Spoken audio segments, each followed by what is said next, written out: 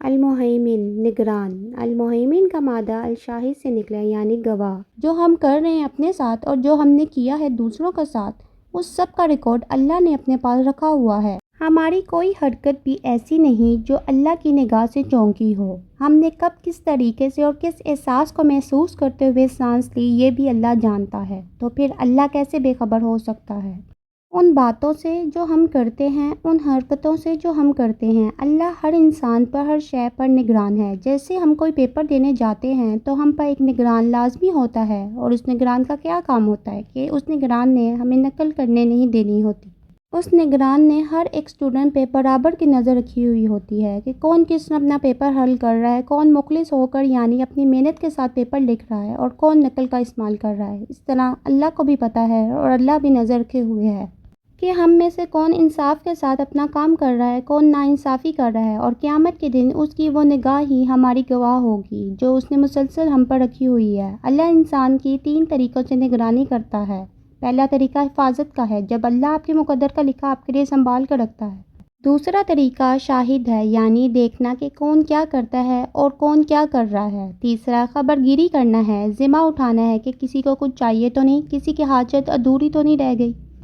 ہم اکثر یہ سوچ کر ڈرتے ہیں کہ جو ہم مانگ رہے ہیں وہ اگر کسی اور کو مل گیا تو، یا جو ہمارے پاس ہے وہ کسی اور نے چھین لیا تو۔ ہم بھول جاتے ہیں کہ ہماری جانوں کی اور ہمارے مال کی حفاظت کا ذمہ تو خود اللہ نے لیا ہے۔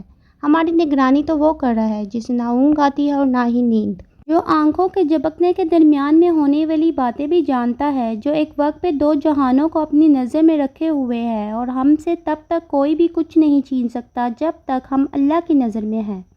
ہم پر تو کوئی بری نظر بھی نہیں رکھ سکتا اگر ہم اللہ کی نظر میں ہیں۔ تو پھر آپ کو کیوں یہ پریشانی ہے کہ آپ کا مانگا ہوا یا آپ کو ملا ہوا کسی اور کے پاس چلا گیا تو؟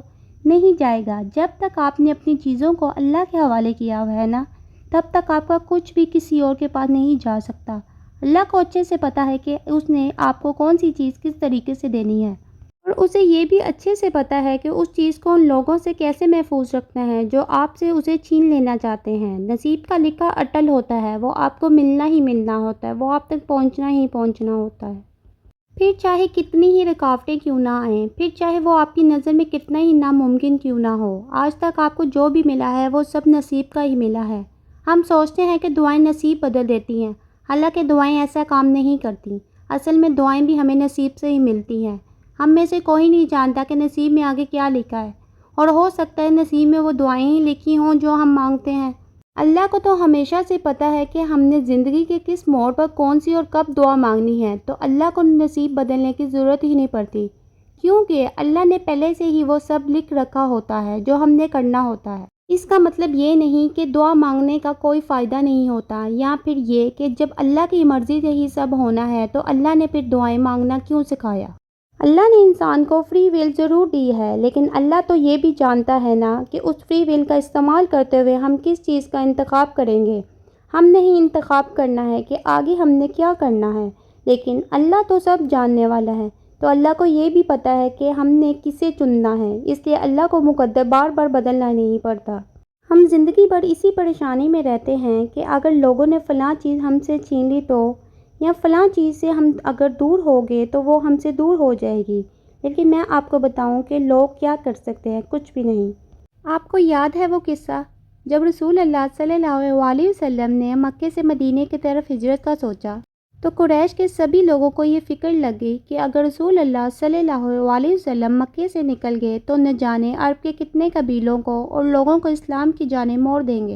اس فکر نے انہیں اتنا اندھا کر دیا کہ وہ رسول اللہ صلی اللہ علیہ وسلم کے خلاف منصوبے بنانے لگ گئے، اور ان منصوبے میں سے جو ایک منصوبہ طے پایا گیا وہ رسول اللہ صلی اللہ علیہ وسلم کے قتل کا منصوبہ تھا، جو کہ ابو جہل کا منصوبہ تھا۔ اور پھر قریش کے ہر قبیلے میں سے ایک انسان کو اس کام کے لیے منتخب کر دیا گیا کہ جیسے ہی وہ رسول اللہ صلی اللہ علیہ وسلم کو جاتا ہوا دیکھے، ویسے ہی وہ آپ صلی اللہ علیہ وسلم پر ٹوٹ پڑے اور ان کا قتل کر دیں۔ وہیں حضرت جبرائیل علیہ السلام رسول اللہ صلی اللہ علیہ وسلم کے پاس آئے اور آپ صلی اللہ علیہ وسلم سے فرمایا کہ آج کی رات اپنے بستر پر نہ سوئیں، کافروں نے آپ کے خلاف منصوبہ بنایا ہے کہ وہ آپ کو قتل کر دیں گے۔ یہ سن کر رسول اللہ صلی اللہ علیہ وسلم نے یہی کیا اور اس رات اپنے بستر پہ نہیں سوئے۔ اللہ نے آپ صلی اللہ علیہ وسلم کو ہجرت کی اجازت دے دی اور آپ صلی اللہ علیہ وسلم اسی وقت مدینہ کی طرف روانہ ہو گئے۔ آپ صلی اللہ علیہ وسلم نے حضرت علی رضی اللہ عنہ کو اپنے بستر پر اپنی چادر اوڑھ کر لیٹنے کو کہا اور آپ صلی اللہ علیہ وسلم خود باہر آ گئے۔ کافروں نے آپ صلی اللہ علیہ وسلم کے گھر کے دروازے کو گھیرے میں لیا ہوا تھا، اس لیے رسول اللہ صلی اللہ علیہ وسلم نے ایک مٹھی مٹی اور کنکر بھر کے ان کے سروں اور آنکھوں میں ڈال دیے اور خود وہاں سے سورہ یاسین کی تلاوت کرتے ہوئے نکل گئے اور غار میں جا کر چھپ گئے۔ صبح ہوتے ہی جب کفار رسول اللہ صلی اللہ علیہ وسلم کے گھر میں داخل ہوئے تو یہ دیکھا کہ وہاں تو حضرت علی رضی اللہ عنہ ہیں، اور یہ دیکھ کر انہوں نے حضرت علی رضی اللہ عنہ سے رسول اللہ صلی اللہ علیہ وسلم کا پوچھا کہ آپ کے ساتھی کہاں ہیں؟ اس پر حضرت علی رضی اللہ عنہ نے لا علمی کا اظہار کیا، لیکن کفار پیروں کے نشان دیکھتے دیکھتے اس پہاڑ تک پہنچ گئے جس کی غار میں رسول اللہ صلی اللہ علیہ وسلم تھے۔ انہوں نے کافی ڈھونڈا لیکن آپ صلی اللہ علیہ وسلم انہیں نہیں ملے، اور ڈھونڈتے ڈھونڈتے ان کی نظر غار کی طرف پڑی۔ وہ غار میں جانے لگے تو ان کی نظر مکڑی کے جالے پر پڑی جو غار کے منہ پر لگا ہوا تھا۔ یہ دیکھ کر انہوں نے سوچا کہ اگر رسول اللہ صلی اللہ علیہ وسلم اس غار میں ہوتے تو یہ جالا ثابت کیوں ہوتا۔ یہ سوچ کر وہ واپس چل دیے اور پھر رسول اللہ صلی اللہ علیہ وسلم 3 دن تک اس غار میں رہے۔ مدینہ پہنچ کر جب آپ صلی اللہ علیہ وسلم سے پوچھا گیا کہ آپ صلی اللہ علیہ وسلم کو کیسے پتہ چلا کفار کی سازش کا، تو آپ صلی اللہ علیہ وسلم نے فرمایا کہ میرے پروردگار نے مجھے بتا دیا تھا، اور بے شک میرا پروردگار بہترین پروردگار ہے۔ اور وہ لوگ جنہوں نے کفر کیا آپ صلی اللہ علیہ وسلم کے خلاف خفیہ تدبیریں کر رہے تھے کہ آپ کو قید کر دیں یا قتل کر دیں یا جلا وطن کر دیں، اور وہ خفیہ تدبیریں کر رہے تھے، اور اللہ بھی خفیہ تدبیر کر رہا تھا، اور اللہ خفیہ تدبیر کرنے والوں سے بہتر تدبیر کرنے والا ہے۔ سورۃ انفال آیت نمبر 30۔ آپ ابھی بھی سوچ رہے ہیں کہ کئی لوگ آپ سے وہ چھین لیں گے جو آپ کے پاس ہے۔ کفار کی اتنی کوششوں کے بعد بھی رسول اللہ صلی اللہ علیہ وسلم کو کوئی ہاتھ بھی نہیں لگا سکا، کیونکہ ان کا محافظ اللہ تھا۔ ہمارا نگران بھی تو اللہ ہے، اور جو لوگ اللہ پہ بھروسہ کرتے ہیں اللہ ان کی نگرانی بڑی سختی سے کرتا ہے۔ جب آپ اللہ پر یقین رکھتے ہیں نا، تو اللہ نہ صرف ان چیزوں کی حفاظت کرتا ہے جو آپ نے دعاؤں میں مانگی ہوتی ہیں، بلکہ اللہ آپ کو ان چیزوں تک پہنچنے کے راستے بھی دکھاتا ہے۔ جب تک آپ کا بھروسہ اللہ پہ ہے تب تک آپ کو کوئی بھی شکست نہیں دے سکتا۔ جب تک آپ کی حفاظت اللہ کر رہا ہے تب تک کوئی بھی آپ کو نقصان نہیں پہنچا سکتا، پھر کوئی ایڑی چوٹی کا ہی زور کیوں نہ لگائے۔ اللہ کے منصوبہ کا کوئی بھی مقابلہ نہیں کر سکتا، اللہ کی طاقتوں سے کوئی بھی نہیں ٹکرا سکتا۔ اللہ سب جانتا ہے، اللہ سب دیکھ رہا ہے۔ ہم کبھی کبھار سوچتے ہیں کہ ہمارے ساتھ فلاں شخص نے اتنا برا کیا، اسے اللہ نے اتنی خوشیاں دے رکھی ہیں، ہم روز مرتے ہیں روز جیتے ہیں، تو شاید اللہ ہم سے پیار نہیں کرتا، اس سے کرتا ہے، حالانکہ ایسا نہیں ہے۔ ہر شخص اپنی اپنی ذات میں اس چیز کی سزا بھگت رہا ہوتا ہے جو اس نے کبھی غلط کی تھی۔ اب کوئی ہمارے سامنے ہنس رہا ہے، مسکرا رہا ہے، تو اس کا مطلب یہ نہیں کہ وہ واقعی خوش ہے۔ آپ کسی کے ساتھ جب برا کرتے ہیں نا، تو آپ کا دل کبھی بھی مطمئن نہیں ہوتا، آپ کا ضمیر آپ کو مسلسل ملامت کرتا رہتا ہے، اور کہیں نہ کہیں آپ کو یہ پچھتاوا زندگی بھر رہتا ہے کہ آپ نے کسی کے ساتھ برا کیا ہے۔ اللہ ہمیں ڈیل دیتا ہے، اللہ ہمارے ظالموں کو ڈیل دیتا ہے، وہ انہیں آخر تک پلٹ آنے کا اور اپنی غلطی پہ معافی مانگنے کا موقع دیتا ہے، لیکن جب وہ ایسا نہیں کرتے تو پھر اللہ انہیں پکڑتا ہے، اور اللہ کی پکڑ بڑی سخت ہے۔ اللہ مہلت تو دیتا ہے، اس مہلت کے دوران آسانیاں بھی دیتا ہے، لیکن جب اس مہلت کا وقت ختم ہو جاتا ہے تب پھر اللہ ظالموں کو جکڑتا ہے، اور ایسے جکڑتا ہے کہ پھر انسان کتنی ہی بار توبہ کیوں نہ کر لے، کتنی ہی بار معافی کیوں نہ مانگ لے، پھر کوئی فائدہ نہیں ہوتا۔ اللہ قرآن میں خود فرماتا ہے، یہ مت سمجھو کہ اللہ ظالموں کے کاموں سے بے خبر ہے، وہ بس انہیں ڈیل دے رہا ہے جب خوف سے ان کی آنکھیں پھٹی کی پھٹی رہ جائیں گی۔ یا آنکھیں پھٹی کی پھٹی رہ جانے سے مراد قیامت کا دن ہے اور دوزخ کا منظر ہے، جب اس آگ میں کھولتے ہوئے پانی کا منظر دیکھ کر انسان کی عقل دنگ رہ جائے گی، اور تب کچھ بھی اس کھولتے ہوئے پانی کو ٹھنڈا نہیں کر سکے گا۔ ہم دنیا میں شاید بچ بھی جائیں، لیکن روز محشر ہم ان ناانصافیوں سے کبھی نہیں بھاگ سکیں گے جو ہم نے دوسروں کے ساتھ کی تھی، اور ضروری نہیں کہ وہ ناانصافیاں بڑی ہی ہوں، ہمیں ہر چھوٹی سے چھوٹی ناانصافی کا بدلہ دینا پڑے گا۔ جیسے فلاں شخص کے ساتھ ہم نے بے وجہ سخت لہجہ کیوں رکھا، یا پھر فلاں کا دل کیوں دکھایا، فلاں کا حق کیوں کھایا، یا پھر فلاں کی چغلی کیوں لگائی، فلاں پر بغیر کسی ثبوت کے بہتان کیوں لگایا، یا پھر فلاں کی مدد کرنے کی طاقت تھی تو اس کی مدد کیوں نہیں کی۔ ہمیں بڑے بڑے گناہوں نے رسوا نہیں کرنا، ہمیں ان چھوٹے چھوٹے گناہوں نے اللہ کے سامنے شرمندہ کرنا ہے۔